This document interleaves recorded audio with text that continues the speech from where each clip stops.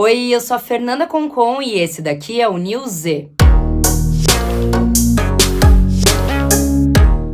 Mais uma semana, mais um News Z aqui no canal da TVzinha, então sem mais delongas, bora lá conferir as principais notícias que saíram essa semana no SBT News.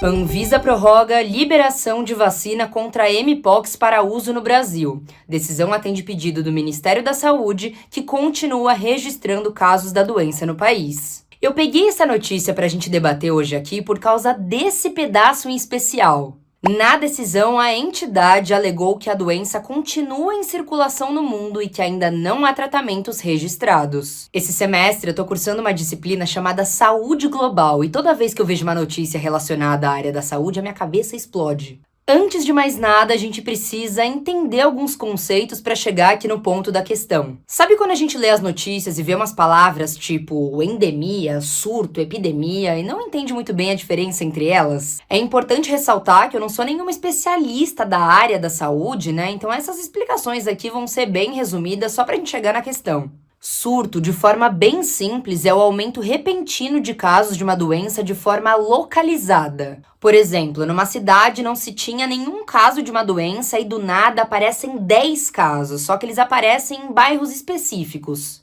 Epidemia é quando tem já um aumento generalizado dos casos. Então, ainda no mesmo exemplo, aqueles casos que inicialmente foram identificados em bairros específicos agora estão se espalhando para bairros onde não tinha caso nenhum. Já a endemia é o aumento de casos de uma doença em função do tempo que a gente está vivendo e do espaço em que a gente está. É uma coisa que já é fixa, já é de se esperar, como, por exemplo, o aumento de casos de gripe durante o inverno. Agora, a pandemia é a disseminação a nível global de uma doença, que foi o que aconteceu com o vírus da Covid-19. Mas para a Organização Mundial da Saúde, existe uma classificação que exige muito mais urgência do que qualquer uma dessas que eu falei aqui antes, que é a emergência sanitária de importância internacional, e ela é uma chave para a nossa discussão de hoje.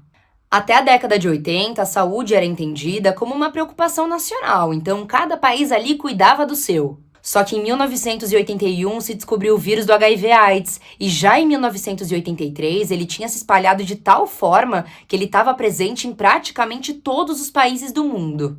E isso foi muito significativo para mudar a percepção da comunidade internacional sobre saúde. A gente já falou sobre globalização aqui várias vezes, né? Como as coisas ao longo do tempo ficaram mais interligadas, comércio, economia, comunicação, pessoas. E com um fluxo tão grande de pessoas indo e vindo, é impossível só você controlar uma doença a nível nacional. Era preciso de uma cooperação entre os países. E olha que naquela altura a OMS já tinha quase 40 anos de existência. Bom, só que para os países se comprometerem a cooperar em matéria de saúde, até porque a gente já falou aqui que saúde por saúde os países não ligam muito assim, a OMS teve uma carta na manga, que foi associar saúde à paz. E aqui entram dois conceitos, paz positiva e paz negativa. A paz negativa é simplesmente não ter conflitos, não ter guerra. Já a paz positiva é não ter nenhum tipo de violência estrutural. Ou seja, é não ter conflitos, mas também não ter pobreza, não ter fome, não ter problemas de saúde. E o que a OMS fez foi começar a tratar a saúde como uma questão de segurança.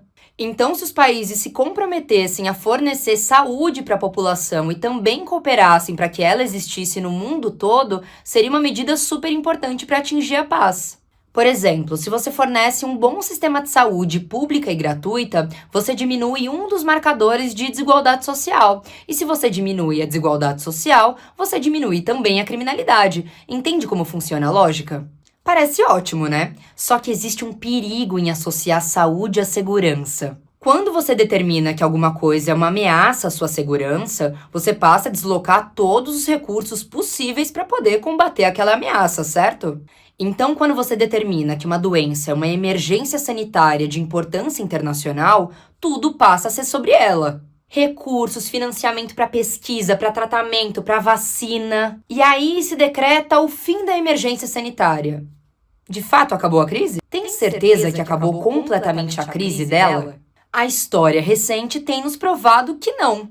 Olha o caso da notícia. A OMS decretou o fim da emergência de mpox em maio, mas isso não significa que a doença foi erradicada, que ela acabou. Ela existe ainda e representa casos e possivelmente mortes. E olha o perigo de você tratar a saúde nessa chave da segurança, da emergência. Porque no primeiro momento você tem todas as atenções ali voltadas para essa doença em especial. Então todos os recursos e financiamentos vão para ela. E depois, quando as coisas dão uma acalmada por causa desse esforço inicial, aí já não se preocupa mais, não se tem mais atenção, não se tem mais investimento. E isso dá brecha para que a doença se desenvolva de novo. E num mundo tão interligado, onde cada vez mais as pandemias vão diminuir o tempo entre elas, isso é muito perigoso. Isso, inclusive, é um ótimo assunto para um próximo vídeo, né? A era do pandemiceno. Isso explica também por que os tratamentos, por que os remédios, por que as vacinas são desenvolvidas tão rápido quando uma doença é colocada nessa chave de emergência, né? Porque você tem muita atenção voltada para ela e, sobretudo, investimento. Senado aprova projeto que reconhece estado de calamidade no Rio Grande do Sul até 2024.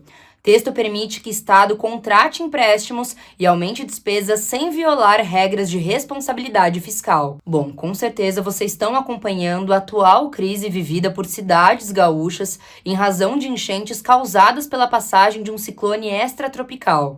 E segundo a matéria, que é da última quarta-feira, naquela altura, o último balanço feito pela Defesa Civil identificava que os eventos deixaram 47 mortos, 925 feridos e 9 desaparecidos. Ao todo, quase 345 mil pessoas foram afetadas pelas enchentes e várias estão desalojadas e desabrigadas. O governo do Rio Grande do Sul aprovou o pagamento de R$ 2.500 em parcela única para famílias que estão desabrigadas ou desalojadas, e também de R$ 700 para aqueles que tiveram dano parcial em suas residências. Nas redes oficiais do Estado do Rio Grande do Sul e do governador Eduardo Leite, tem várias formas de você poder ajudar.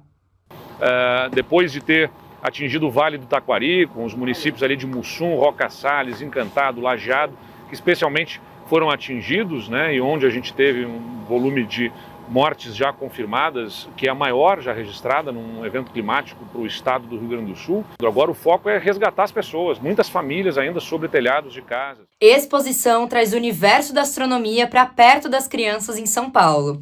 Mostra gratuita tem peças autografadas por astronautas e uma réplica do robô da NASA que explora Marte. A exposição Missão Marte foi inaugurada no dia 12 de setembro no Morumbi Shopping Town, na zona sul da cidade de São Paulo. E ela traz todo esse universo da astronomia por meio de objetos, de ambientes, de atividades. Eu mesma tô querendo construir o meu robô agora. A amostra é gratuita e a experiência toda gira em torno ali de umas 2 horas. E para participar é só fazer o agendamento online. E chegamos ao fim de mais uma edição do Newzê. Eu espero que vocês tenham gostado. Não se esqueçam de curtir, comentar, compartilhar e, é claro, se inscrever aqui no canal da TVzinha, ativar o sininho para não perder nada e também ficar ligado lá no SBT News. Eu espero vocês na próxima semana. Um beijo e até lá!